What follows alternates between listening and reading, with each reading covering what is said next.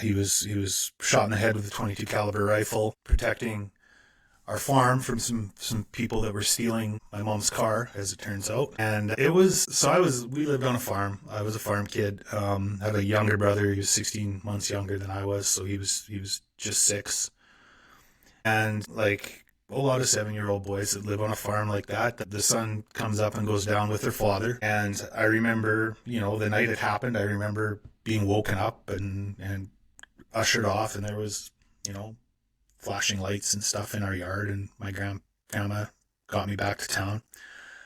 And then it was a couple of days, I think, I don't know for sure, before Eric and I got as much as kids that age can handle, the story.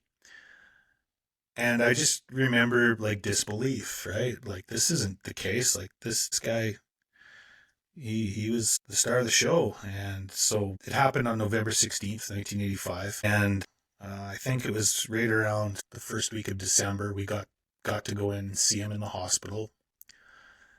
And I still remember that. Pretty jarring to see this guy with tubes everywhere and in a hospital gown. I'd never seen him in anything other than, a t-shirt and denim.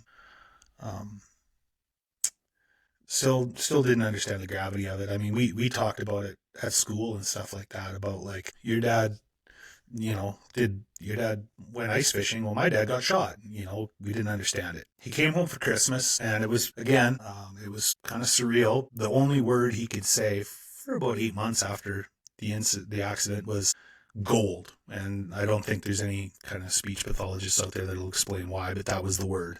And I remember sitting around the table, and he was trying to talk and communicate, and he could only say one word, and his life had changed a lot, so he was pretty irritable. But then kind of jump till the following summer. He farmed, and he put his crop in the next year, and I remember being on the farm, and he got tired easy, reasonable expectation after a traumatic brain injury. So instead of like seeding for days and days, he would come in at dinner time and eat and have a nap, which was very different. And then, you start to get older, and that's just who he was. Remember, I was 7, so I don't have a lot of memories of who he was before that. At the time I did, but as I got older, that just became who my dad was.